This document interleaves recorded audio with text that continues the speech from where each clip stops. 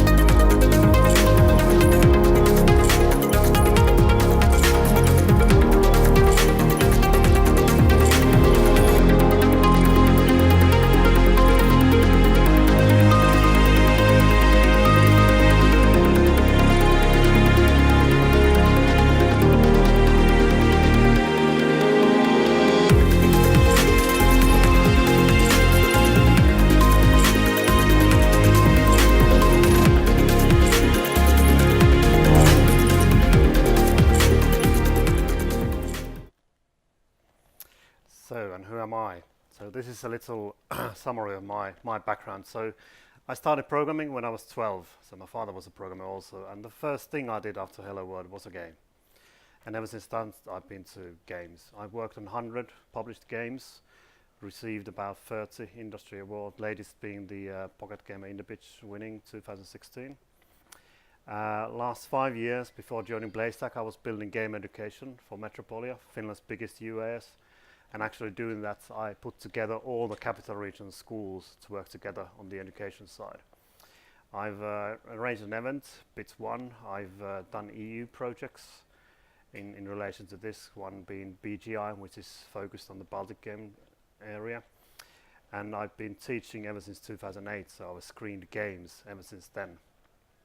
I've worked at Digital Chocolate, Housemarque, Kuasema, some of the companies. I've been a developer, project manager, script writer, lead designer, design supervisor, lecturer, head of studio, head of incubator, mentor, juror, entrepreneur, CEO, and now general manager of PlayStack Helsinki. And so I've moved from developer, being also part of the publisher, but I also run the development studio 12 in Helsinki. I'm a member of Neo Games Board, which is like the Finnish hub for the Finnish game industry. And I'm a juror in some international game competitions. So that's my background in short. So I've done lots of areas there. And 1 year ago, I'd say I was in your place. So I was looking for publishing and funding. I go to numerous shows. I think I did like 20 to 15 different events and had tens and tens of meetings. And I had an award-winning team from the Pocket Gamer, and we were looking to get that one published and funded. And some things I often heard people saying about publishers that they'll just take all your money, or that they're not going to focus on a game. You're going to take your game in, sign it up, and then they're going to forget about it. Or you don't need publishers, do it yourself. So these are things I would run into quite often. So, well, to give some background over here, how many of you over here are developing a game that you're looking to publish? Yeah? And do you think you need a publisher? Some. Maybe, yeah. And has anybody worked with a publisher? Okay, so nobody has worked with a publisher. So I can't ask if anybody has had any bad experiences then. Okay. And some things developers often think, they think that our game is super brilliant. It's absolutely fabulous. We won't need any publishers. It's the best game in the world. And there's a million and others as good as that. Because every day there's 1,000 new games in app stores. Yeah, we just post it ourselves and make the millions. Why give anything to anybody out of that? And we're programmers, we're artists, but we can do marketing, we can do localization, we can do QA, we can do the business development, yeah, all those. And here's some answers to the previous things. So we're not to take your money, we're to make money and to share that with you. That's the idea of what publishers do. So it's a business, and publishers need to make income to publish other games on forward. And of course we'll focus on a game, otherwise we wouldn't sign it. What's the point of taking a game in, using the time, using the efforts on it, to make it as good as possible and then forget it. It doesn't make sense. And of course, if the game isn't performing to certain metrics, then it's time to skip that and move on to other games. So that might happen if the game does fail after all. And yeah, about doing it yourself, I think in a way publishers are needed more than ever because there's so many games coming all the time, all around. So it's really difficult to stand out from there. And the stores are cluttered. So how do you stand out? How do you make your game stand out? How do you make your point from there? But anyway, I mean, if you think you have it and you know how to do it, then go for it. That's what I tried to do also. But no, I could make a bunch of downloads, but nothing like huge. So yeah. And many of those who say that are the ones who managed to do it that way. But there's so many people who haven't managed to do it that way. But actually, I think there's some other questions you should be asking when you meet a publisher. So I met a bunch of publishers, and soon I realized I should be asking them also questions. What's your biggest title you published? How many games have you shipped, like personally? This guy I'm talking to. How many of your games have been featured? And how much will you be spending on a title? So if you take the title in, how much are you looking to spend on that? And any of the numbers and the dates and commitments and those, try to ask and get those. And there's quite a lot of variation there. So some of the publishers say, yeah, we're going to make it fair, it's 50-50 deal. But some of them want to take 70% from you. And in return, the guy might say, this is my first game. This is the first game I'm working to publish. Or you might meet somebody who's saying like, I don't know, I haven't kept track, it's in the tens or hundreds. So there's big variation there. And again, like, there might be that the biggest title made 10K downloads or 10 million. Again, there's a huge variation there. So that's a good point also to look into. Or have they received any featuring? Do they have any contacts in the stores? And then, like, what was surprising, like, I learned that some of the publishers would let you know that they're prepared to use up to 1 million per game. But some would say that we can use 5K, and they wouldn't talk about anything more. So that's, again, a big difference. So this is something I would definitely look to ask the publishers to get an understanding, like, what is their range of operation? And of course, because my concern would be to get the best possible treatment for our game, so I'd look to get the best possible answers for this. So I wouldn't want to work with a publisher who wants to take 70-30, has done one game and can spend 10K on my game. That doesn't make point to me. Then also one bonus thing I'd ask the publishers is like, you know, if you get further in the negotiations, try asking, suggesting changes and see how they react. If they're very reluctant on any change, that's probably a bad sign. But the developers have a bunch of problems, which brings them quite often to publishers. Now, the first being how to stand out. Like I said, the stores are very cluttered, and it's really hard to stand out because your game is super brilliant and absolutely fabulous, but there's hundreds of more which are the same.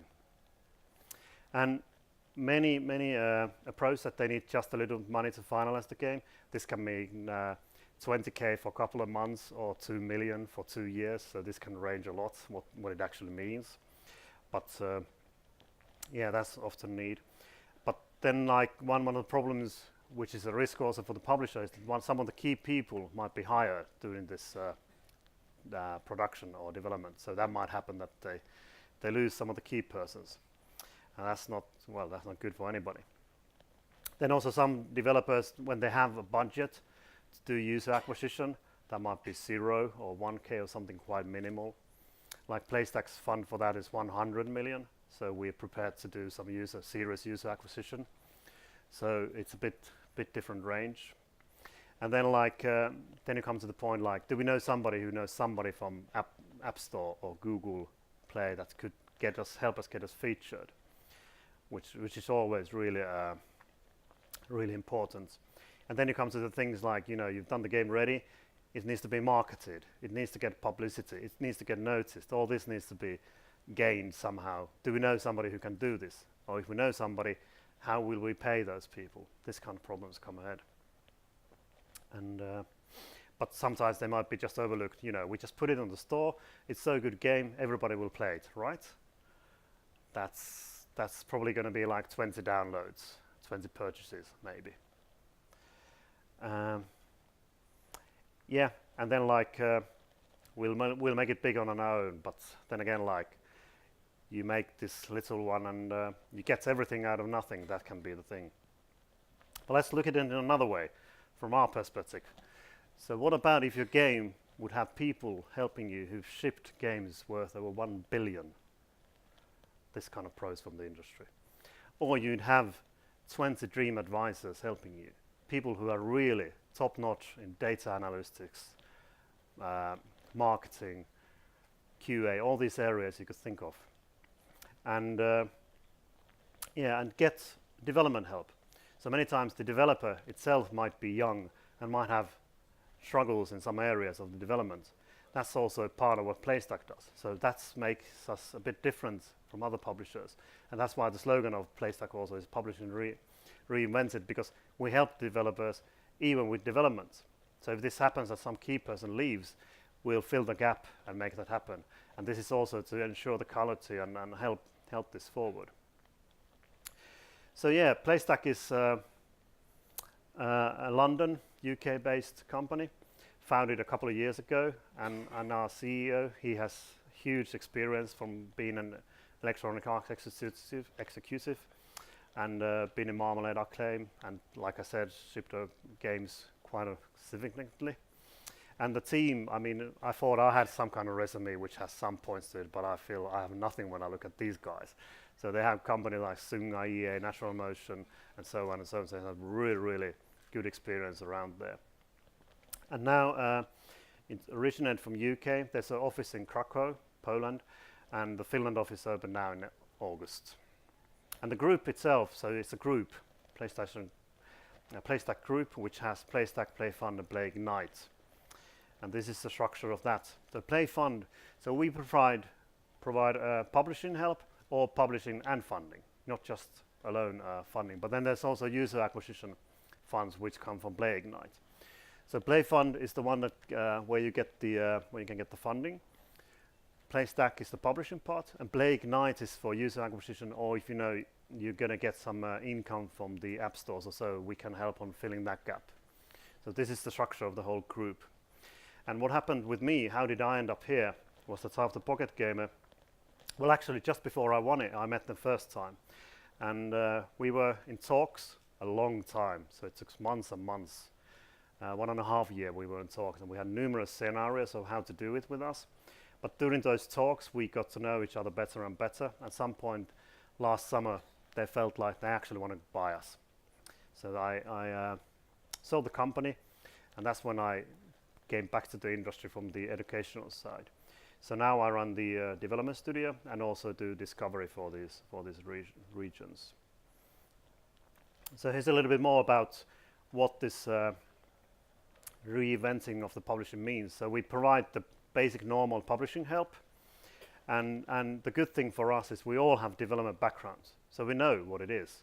Even our CEO, he's been a developer, so he knows what it is, what it means, and what it takes. So we know that, and all the people around these different areas have that background. Then of course the projects need to be completed, so you can get equity funding or a project funding. Those are possibilities, but those are to help you reach the goal. And then of course technical help. So this is quite nice, like whenever there's a new platform or some technical issue I'm not so sure about, I just post it to London and I get an answer in a few hours, and then I know more about that. And then also, like if we need to meet somebody from Google or some other company that's a new startup or high-tech company, and we'd like to talk with somebody from there, they usually get their CEO there, and then we meet with them, take things forward. So there's lots of very varied help available. So that's one of the new parts. So I think in older times the publishers would sign the companies, and then from that point the developer has a deadline to meet, and then they talk from time to time. We are more hands-on on that. So if you get to sign with us, that will mean like more dedication and understanding to it, to work to cooperation with you, have all the needs of the localization, marketing, QA, analytics, all these covered, depending on what you need. And if you have these, then we don't have to agree on these. There's also tools, in-house SDKs coming and available, which you can apply to your games, which will enforce the engagement and retention also. And then you get the advisors and industry insights from the people we have helping you. And so far, every game we launch has been featured. So good track record there. Then the contract, which I've been also seeing, and I've seen a bunch of other ones, is actually quite, well, legal text is never that clear, but it's as clear as it can get in a way. It's flexible and then it's extensive, so trying to nail as much as possible, but still making it clear and simple, which is in a way impossible, but it's looking to get there as much as possible. And then what happens, it's a global thing, so it's not like a regional thing, but it's a global publishing thing, including the revenue share. And like always, development of games is fun, so is this. So then what I've been asking, everybody asks me here, is like what kind of games we're looking for. And we're not like platform oriented. We're not like looking just for like Clash Royale games on mobile or so. We're much more open-minded there. And it was quite easy to talk with our CEO about what kind of games we're going to look, because my vision is exactly the same. So new innovation that can change the market. So simple samples, we'd like to find like Fortnite before it comes Fortnite kind of things. And I think there's a lot of potential in this region. That's why I'm very, very interested in being here and the region. And that's the part of finding those games, and even like finding them early when they still might be struggling with some things, to guide them through that, to make these things ready. And that's part of the how publishing is reinvented with us. And we're looking to help innovate inside the industry. So if you have a game, you can contact me at the PlayStack.fi and point out to me what makes your game stand out. What is the unique thing? That's the thing I asked 10 years ago from the students. That's what I'm asking everybody still. What's the thing that makes your game stand out? How does it differ from everything else? If you have a playable demo, video of the game, or the team even also, that's really good. That gives us more insight about it. And like most of the publishers, they'll ask you KPIs. What's your traction? What's your retention? How many? Come on, you're making the game. You haven't published it yet. How do you know those? You don't have money for user acquisition, so you don't know those. So we're not so much into that. So we can, if we find the potential, if we recognize that, we're not going to look into that so much. And then, of course, we want to know about your future plans, if there's a roadmap. And also, like somebody once said, that it's not about just the one game, or do you have a vision for the company or a line of games? What are you looking to achieve with these games? Is there some area of gaming you're looking to change? If you have something like that, that's very, very interesting. So our approach, it's gains attraction already. So Snipers Were Thieves is one of the first games that we made quite good traction with. And it was featured upon launch a year ago. So it was featured and gets refeatured, and it's made quite nicely already. So this is one of the, so far I think there's 5-6 games published, but during the beginning of next year there's going to be a bunch of more. And I'm from the Helsinki office, so we have 12 employees now. I'm definitely looking to hire more, especially looking for a back-end guy now, like everybody probably is.